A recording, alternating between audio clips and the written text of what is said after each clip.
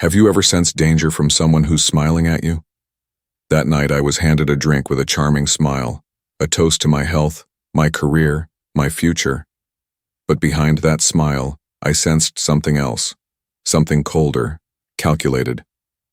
I'm Oscar de la Hoya, and while I've fought some of the most brutal rounds inside the ring, nothing could have prepared me for the psychological warfare that came wrapped in designer jewelry and polite conversation. This wasn't a fight for titles or belts. It was a battle for respect, trust, and truth, against a force more insidious than any opponent I'd faced before: manipulation hidden behind wealth, influence, and family. It started at a dinner.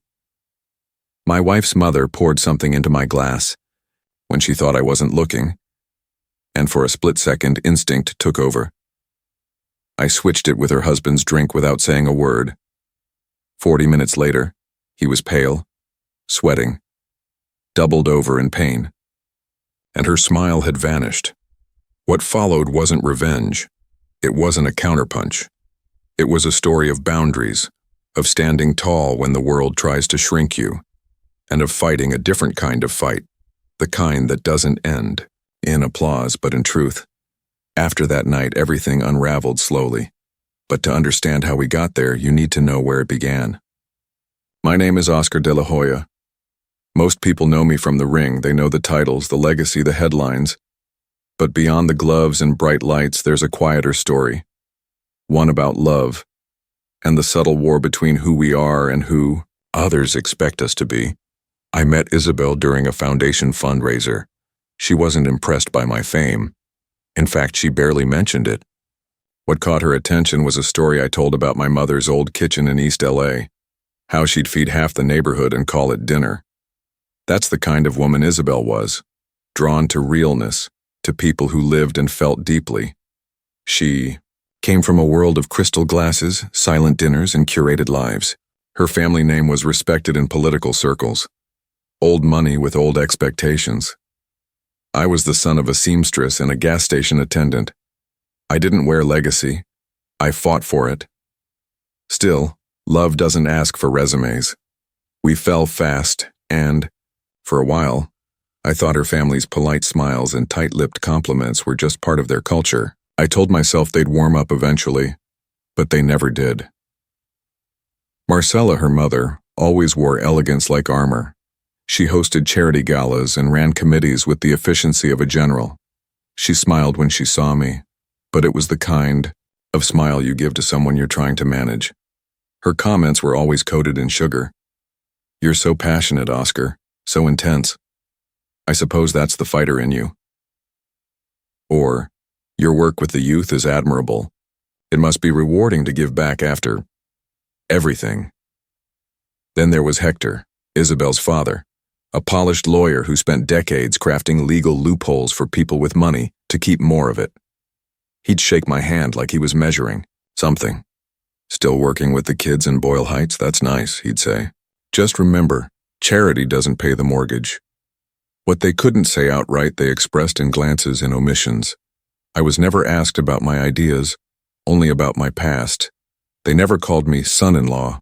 To them, I was Oscar, said with the same tone you'd use when mentioning a distant cousin who shows up uninvited to Thanksgiving. At first, I tried to bridge the gap. I brought gifts from my travels, showed them the work we were doing at the gym, getting kids off the streets, building discipline. They smiled and nodded, then asked if I'd ever considered real estate. Marcella once introduced me to a senator as Isabel's husband. He used to be a boxer. Now he's trying something new with kids. As if everything I'd accomplished was a fluke. As if my work now was a fallback plan, not a calling, Isabel noticed. She'd squeeze my hand under the table, her eyes apologizing for words she didn't say.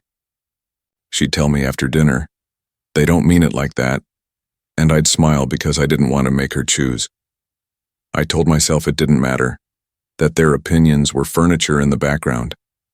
But deep down, I felt it. The tension, the isolation, the slow erosion of dignity from 1,000 small cuts. Still, I endured it for her.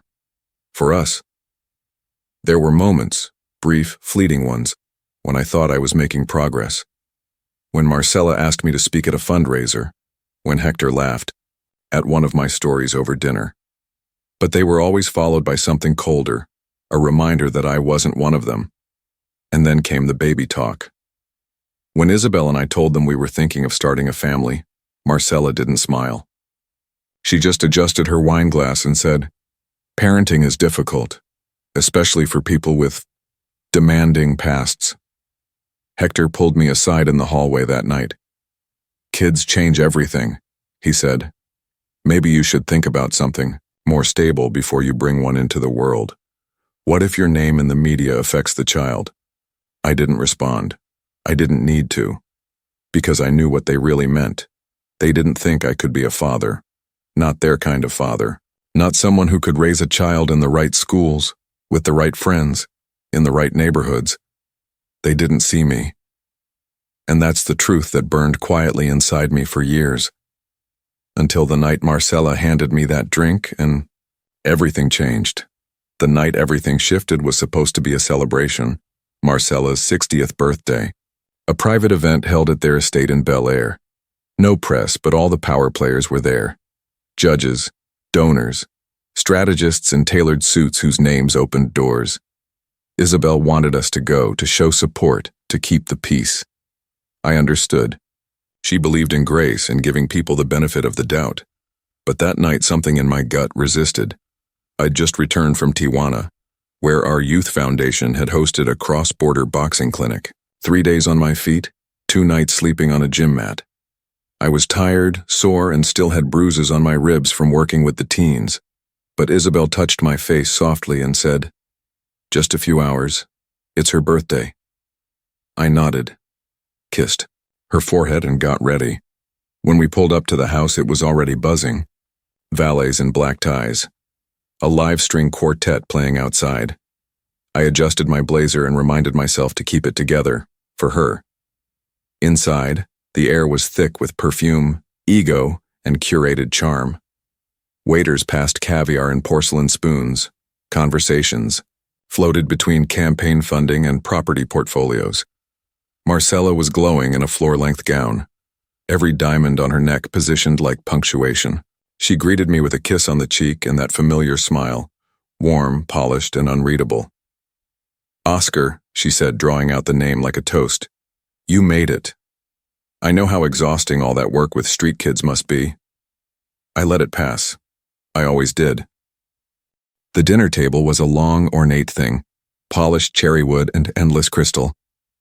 Isabel sat beside me, her hand resting lightly on mine.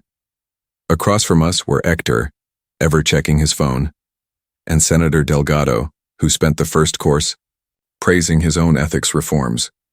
I made small talk, smiled at the right times, laughed when I was supposed to. Then, after dessert, Marcella rose to speak. "Before we end this beautiful evening," she said, "I'd like to share a little something special." She stepped away, heels clicking over marble, and returned with a tray of drinks, tall glasses filled with a vibrant green smoothie. "My signature vitality blend," she announced. "No sugar, all natural, the perfect gift for my favorite son-in-law." Her eyes locked on mine as she set a glass in front of me. My instincts flared, not panic, something more primal, the kind of alertness you feel when a punch is coming before it's thrown. I watched her hand, the faint tremble, the way she avoided Hector's gaze. The glass had a faint film at the surface, barely visible, unless you knew what to look for. I didn't say a word. I just smiled, thanked her, and reached for another glass. "Let me help pass these around," I offered. Before she could stop me, I swapped the glasses, mine for the one she placed, nearest to Hector. Marcella froze for just a moment. Then the mask returned. "Of course," she said too brightly. I passed the glasses, gave Hector the tampered one, and set mine down untouched. Minutes later, speeches resumed. The senator gave a rambling toast. Marcella beamed as the room applauded. Then I saw it. Hector's face beginning to pale. He loosened his collar, reached for water. Sweat pooled at his temples. His hands shook slightly. He stood suddenly muttering something and stumbled from the room. The sound of retching came next. Loud, violent, echoing down the marble hallway. Guests exchanged glances. Marcella's smile vanished. She stood trying to maintain composure. "He's had seafood intolerance lately," she said flatly. "Must have been the ceviche." But I saw it. The way her eyes flicked toward me. The way her lips tightened when I didn't react. I stayed quiet. Didn't accuse. Didn't flinch. Just sipped water and watched her squirm. Isabel excused herself to check on her father, a trace of worry in her voice. Guests pretended to be polite, but the energy had shifted. Whispers filled the room. Something was off. Something they couldn't name, but felt. I sat still because I already knew. She'd tried to drug me, and now she knew that I knew. The calm that came over me wasn't anger. It was precision. In the ring, they call it the cold zone, the space where emotion ends and clarity begins. I'd felt it before fights. Now, I felt it at her dining table, with her linen napkins and curated power. What she didn't know was that I wouldn't explode. I wouldn't confront.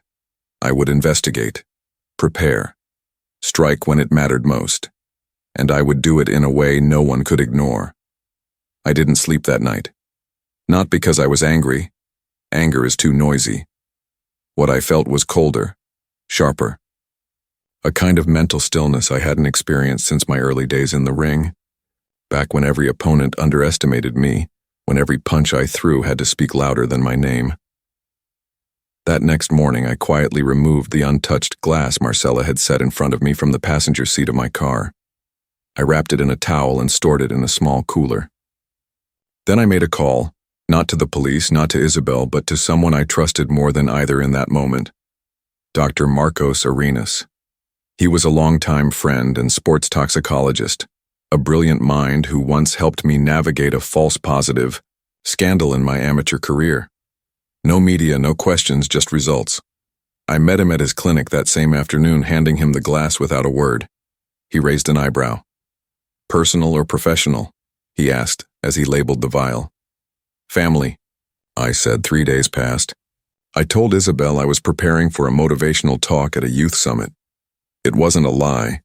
I just didn't mention the other speech I was rehearsing, the one I might have to give at a courtroom or a confrontation. When Marcos called, his voice was measured but tight. "Oscar, this wasn't a health drink," he said. "The lab found traces of benzodiazepines, enough to knock you out. Not fatal, but with your body mass, it would have hit hard. You would have been groggy, maybe memory loss. Out of it for hours." My throat tightened. It was one thing to suspect, another to hear it confirmed in clinical terms. I asked for the results in writing. He emailed me the full toxicology report and warned, whoever did this wasn't being careless, they were being calculated. I didn't tell Isabel. Not yet. She'd defended her mother too many times before. If I came to her with accusations and no foundation, it would just drive her deeper into Marcella's narrative. I needed to understand the full extent of what I was up against, not just a single attempt, but a pattern, and I needed to dismantle it piece by piece until there was nowhere left to hide. I started with the obvious. Marcella's reputation. In elite circles, she was polished, respected, almost regal. But among the service staff, the neighbors, the political interns, there were whispers. A maid from a past campaign headquarters recalled strange mood swings, paranoia. A neighbor remembered a scene at a country club dinner, Marcella accusing a server of theft, later proven false. Then I checked public records. Multiple prescriptions under different physician names, Xanax, Ativan, lorazepam, all within the last 3 years, all overlapping. Either she had a serious condition, or she was stockpiling. Still, this wasn't enough. I needed something indisputable. That's when the package arrived. No return address, just my name handwritten on a padded envelope left at the gym office. Inside, a USB stick and a note. "You should see this." No signature. The footage on the drive was grainy but clear. Security cam angles from inside Marcella's kitchen. The timestamp matched the night of her birthday dinner. There she was, mixing drinks, pulling a small vial from her purse, tipping it into one glass, then me walking in. Her sudden movements, her quick smile, the glass changing hands. And finally, the moment Hector drank. But it didn't stop there. There was more.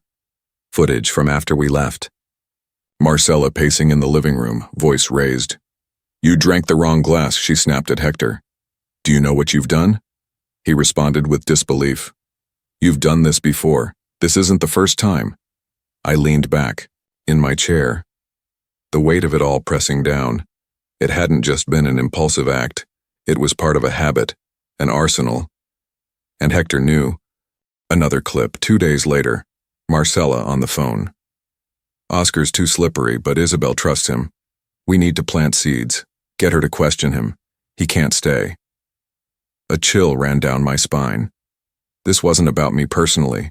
It was about control. Marcella didn't just dislike me. She feared what I represented. A man who couldn't be bought, who didn't owe her anything, who loved her daughter but wouldn't bend for approval. And in her world, that was a threat. Suddenly, her disapproving glances, the quiet digs, the condescension, they were more than passive aggression. They were calculated moves in a longer game, a slow, systematic erosion of Isabel's independence, and I had just become her newest target. But I wasn't going to break. I was going to expose. Quietly. Precisely. Because now I didn't just have suspicions. I had proof. Once I had the footage, the toxicology report, and enough instinct to fill a stadium, I knew this was no longer just about self-preservation. This was about unmasking something deeper, something generational. Marcella wasn't just an overbearing mother-in-law. She was a tactician, a long-time manipulator cloaked in social grace. And I had no intention of playing the polite fool any longer. I started with Isabel's past. Not her. It was her I trusted, still loved. But I needed to understand the trail of disappearances, the men who'd come before me and vanished without explanation. The ones she never spoke about for more than a sentence. A fiancé in her 20s named Daniel, a software engineer. A fellow, law student she'd dated for nearly 2 years. A humanitarian she met while volunteering abroad. All gone. Clean breaks, Isabel had told me. Timing, distance, ambitions. I began reaching out. Discreetly. Daniel responded after a few days of silence. He didn't seem bitter, just haunted. "They made it impossible," he said. Marcella didn't yell, didn't threaten. She'd just insert doubt. Stories. Misinformation. One day Isabel looked at me like I was a stranger. Then he paused. There was a file, a folder. Marcella gave it to her. Photos, receipts, half-truths. Stuff meant to protect her, all fake. But it worked. The others said variations of the same thing. Smiling sabotage. Emotional triangulation. Isabel had been conditioned to retreat the moment a shadow of doubt crept in. Marcella didn't confront problems. She rewrote them. And people just disappeared. And now I was next. But this time, I wasn't alone. I called Vanessa, the one who had sent the footage. She was married to Isabel's cousin, Mateo. And though we'd only spoken a handful of times at family events, there had always been a quiet intensity behind her eyes. She agreed to meet at a small cafe in Santa Monica, away from the cameras, away from Marcella's reach. She arrived without makeup in a hoodie, but her words were razor sharp. "They did it to me too," she said. "They told Mateo I was using him for his name, that my family was involved in legal trouble back home. None of it was true." She looked me straight in the eye. "They almost broke us, but I started recording things, emails, conversations, even planted stories in their circles to see who repeated them. And it always came back to Marcella. She handed me a second USB. "You'll want this. More footage, more damning conversations." Marcella on the phone with an associate discussing how Oscar is getting too comfortable and how we need to make Isabel see he's not who she thinks. In another clip, she complains that Hector was supposed to drink the safe one, implying she had a contingency plan. But one video stood out. It was from the day after Hector fell ill. Marcella and Hector were in the kitchen. He was yelling. "You almost killed me," he shouted. "It was harmless," she snapped back. "Just something to slow him down. He's too composed. People like him make others believe they belong." Then, softer, colder. "Isabel needs to be reminded where she comes from." That was it. I finally understood. This wasn't just personal. It was systemic. A worldview built on maintaining power, image, hierarchy. A belief that love had to be engineered, curated, sanitized. Marcella saw my presence not as family but as threat, because if Isabel chose me fully and freely, then Marcella would lose the illusion of control she'd been feeding for years. Now I wasn't just defending myself. I was fighting for Isabel's agency, for her right to love without permission. The IMO. Next day, I drove past the community gym where I trained with local teens, pulled into a quiet alley and opened my laptop. I created a master folder, organized every video, every report, every piece of testimony. I added timestamps, quotes, annotations, like building a case for trial. Because that's what it was. A trial of truth against perception. I still hadn't told Isabel everything. Not because I didn't trust her, but because I needed her to see it for herself, to choose reality over conditioning. I knew if I brought it to her too soon, Marcella would twist it, turn it into paranoia. "Oscar's jealous," she'd say. "He's afraid of our influence." But when I showed her, it would be undeniable, concrete, real. In the meantime, I asked Vanessa if she'd be willing to speak up. She didn't hesitate. "I've waited 5 years for someone else to finally see it," she said. "Let's burn it down." I closed the laptop. This wasn't revenge. It was a reckoning. The hardest truths aren't the ones you discover. They're the ones you have to share with someone you love. And as I sat across from Isabel at our kitchen table, watching her sip coffee like it was just another Sunday, I realized there was no perfect moment to dismantle the illusion she'd been raised in. I had rehearsed it in my head 100 times. The calm tone, the carefully chosen words. But I knew none of that would matter if her heart wasn't ready to hear it. I started with a question. Simple. Gentle. "Did you ever wonder why your past relationships ended so suddenly?" She blinked. "What do you mean?" I shrugged. "You never really talked about them." She hesitated. "I guess they just didn't work out. People grow apart. It happens." "And what if it didn't just happen?" I asked. That's when she looked up, really looked at me. There was a flicker of unease in her eyes, the first crack in a perfectly constructed wall. I didn't push. I just slid my laptop across the table and opened the first folder. Footage. Marcella's voice, low and sharp. Hector's confusion. Vanessa's USB. The toxicology report. I laid it out one piece at a time, not to overwhelm, but to remove any escape routes. Isabel watched in silence. Her fingers tightened around the coffee mug, her face drained of color. "She drugged your drink?" she whispered. I nodded. "She tried. Hector drank it instead." "No, that can't be right." Her voice cracked. "She would never—" "But she did," I replied quietly. Isabel stood, paced the room, her breath shallow. There must be some explanation.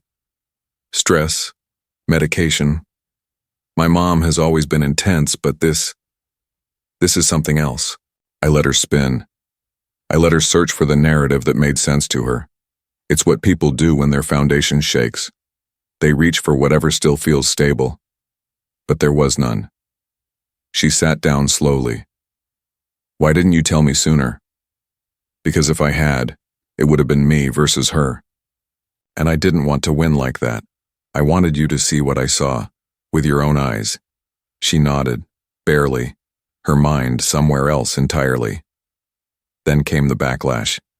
Marcella called that evening, her voice trembling with performative confusion. "Isabel told me you've been showing her distorted things, old videos, edited conversations. I don't know what's gotten into you, Oscar, but this isn't healthy." I didn't answer.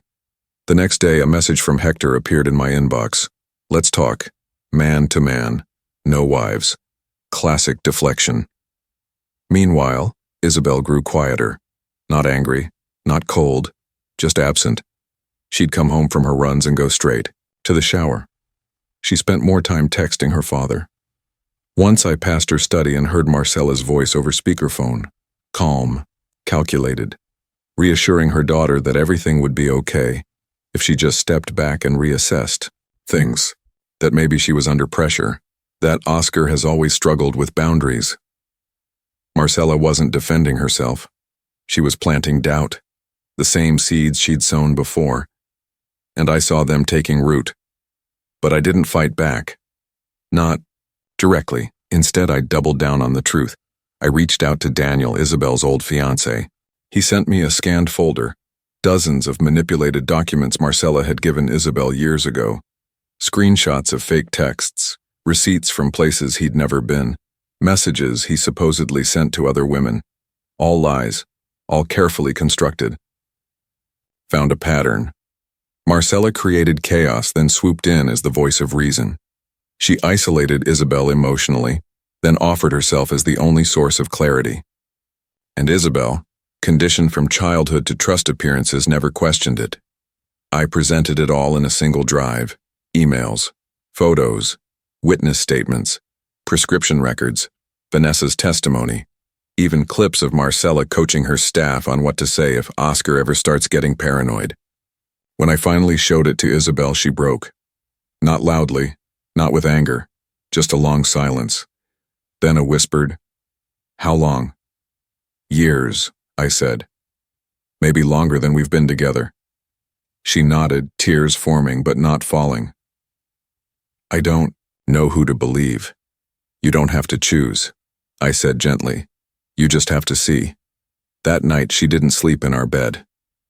She curled up on the couch, phone clutched to her chest like it might anchor her. And I realized something painful. Sometimes the cost of truth is temporary separation, distance from the person you love, not because they've stopped loving you, but because they're trying to reconcile the world you've revealed with the one they've always known. I had exposed the truth. Now, I had to wait and see if she was ready to live in it. It took Isabel a week to speak to me again, not in passing, not the quiet nods and morning rituals we'd clung to out of habit. A real conversation.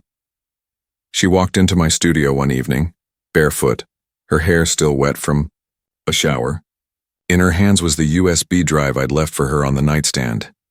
"I watched everything," she said. Her voice was flat, but her eyes, those had changed. They were older, sadder, wiser. "I don't know if I'm ready to cut my parents out," she continued. "But I believe you.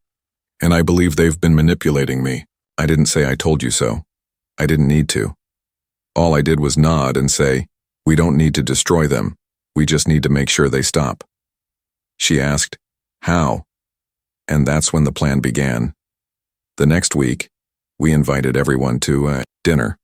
Not at their home, not at ours, but at a private dining room in a neutral location, a historic hotel in downtown LA. Hector and Marcella arrived first, dressed impeccably, their faces sculpted into polite anticipation. They didn't know Vanessa and Mateo had also been invited, and they certainly didn't expect my laptop and camera gear to be set up in the corner of the room. "What is this, Oscar?" Marcella asked, smiling too tightly. "A conversation," I said calmly. "A family one. But this time, we're going to document it, so there's no confusion later." "You're recording us?" Hector asked, his tone cold. "Yes," I replied. "You've accused me of manipulation, so I think it's only fair we all speak openly and honestly." Vanessa sat beside me. Isabel stayed silent, but close. She didn't flinch when her mother looked at her like she was a traitor. I started by laying out the facts.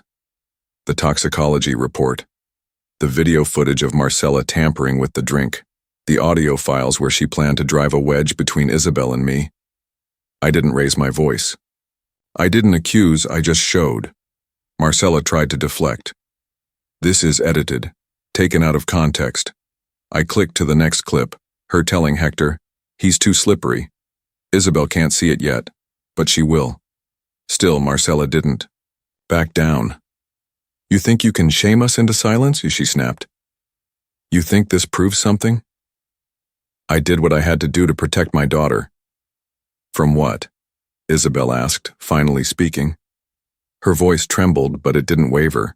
"From someone who loves me. From someone who never asked for anything except to be accepted.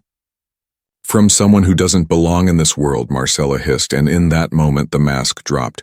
No more smiling. No more subtle digs. Just raw, unfiltered contempt. Vanessa stood. "That's it. That's who she is. You hear it? Now don't you?" Hector tried to calm the situation, but it was too late. The room had shifted. I turned to him. "You knew she drugged that drink, and you said nothing." He stared at me, defiant. "I didn't drink it. It was a mistake." "No," I said, "it was a pattern." Then slowly I pulled out one final piece of evidence, a signed affidavit from a former staff member, detailing how Marcella had orchestrated the smear campaign against Isabel's ex-fiancé. Screenshots of fabricated messages, photoshopped, images. She'd done it all before, and she would do it again. Unless we stopped her. Isabel stood now, facing both her parents. "I love you. You're my parents. But this isn't protection, it's control. You've spent years trying to shape my life to fit your expectations, and I've let you. But that ends tonight." Marcella's lip quivered. "You're letting him turn you against us." "No," Isabel said. "You did that all by yourself." The silence that followed was deafening. I could see the walls crumbling in real time, not just between Isabel and her parents, but between illusion and truth, between the roles we play and the people we really are. As we packed up, I handed Hector a drive. "What is this?" he asked. "Everything. Every file, every video, every word, you keep it. Not as leverage. As a reminder. If you ever try to interfere again, if you ever try to poison your daughter's life, we won't be quiet." He looked at me. Something unreadable flickering in his eyes. Respect. Or fear. Maybe both. We walked out together. Isabel, Vanessa, Mateo, and me. That night, back at home, Isabel curled into bed beside me for the first time in weeks. She didn't speak, just wrapped her arms around me and whispered, "Thank you." I didn't reply, because this wasn't the end. It was only the beginning of reclaiming the truth. In the weeks that followed, something shifted, not just in Isabel, but in the air around us. It was as if the house had exhaled after years of holding its breath. The silence between us dissolved, replaced by late-night conversations, long walks, and a gentleness I hadn't seen in her since before the manipulation started. But even in that peace, I knew it wasn't over. You don't dismantle a family system built on control in one evening. You don't heal a lifetime of quiet submission with a single confrontation. The truth doesn't fix everything, but it does make it impossible to keep pretending. Marcella didn't call after that night, not once. No apologies, no explanations, just distance. Hector sent Isabel an email a week later, short, emotionless, a paragraph filled with justification and vague denials. Isabel read it, closed her laptop, and never brought it up again. Instead, she focused on therapy, on rebuilding boundaries, on rediscovering who she was outside the shadows of her parents' expectations. And I threw myself back into the gym, not to escape, but to expand. We launched a new program, The Quiet Corner. It was a space for teenagers, especially those from controlling or emotionally manipulative homes, to train, to talk, and to be heard. Within a month, the waiting list tripled. Word got out. Not about Marcella, not about the confrontation, but about the story underneath it. That even champions can be targets. That emotional abuse doesn't always come with bruises. That control, when dressed in wealth and concern, is still control. One afternoon, as I wrapped a session with a young girl whose parents tried to force her out of boxing because it wasn't feminine, I received a letter. No return address. Just my name written in tight, elegant cursive. Inside was a thin legal envelope and a note that read, "Consider this a gesture of clarity, not guilt." It was from Geraldine, the family trust attorney. Enclosed was documentation that Marcella and Hector were transferring the deed of our house to Isabel and me. No strings. No conditions. There was also a legal declaration relinquishing any claim to our shared assets or future earnings. They weren't asking for forgiveness, they were surrendering their control. Isabel didn't cry when she read it. She just folded the papers, placed them in our safe, and said, "They finally understand." I wasn't so sure, but maybe understanding wasn't the goal. Maybe it was enough that they finally stopped trying to win. During this time, the press picked up on the growing buzz around the quiet corner. A feature ran in the LA Times calling it the most emotionally intelligent fight gym in the city. Some called it a redemption arc for me, but they didn't get it. This wasn't about me reclaiming anything. It was about building what I wished I had when I was 16, facing a world that didn't believe in me unless I performed, unless I won. I had nothing to prove anymore. And that was the victory. One afternoon, Isabel showed me an email her mother had sent. No greeting, no signature, just a single line. "Tell Oscar I was wrong about him." That was it. Not warmth, not affection. But for Marcella, that was the closest thing to an apology she could muster. I didn't reply. I didn't need to. We moved forward in silence. Isabel and I began planning a retreat for women who had grown up in controlling households, co-led by Vanessa, who had since cut ties completely with Mateo's side of the family. She said it was the first time in years she'd felt free. On the professional front, I received an offer to collaborate with a national youth mentorship network. They wanted to scale the Quiet Corner model, build 10 more across the country. I accepted, but on one condition. No corporate messaging, no politician endorsements. It would stay rooted in truth, not branding. At our opening ceremony for the second gym in Long Beach, Isabel stood beside me with a hand resting gently on her stomach. She was 5 months pregnant. We hadn't told anyone yet, not even Vanessa. After the ribbon cutting, she leaned into me and whispered, "I want our child to grow up in a house with no secrets, no fear, no walls we can't name." I kissed her forehead and replied, "Then we've already won."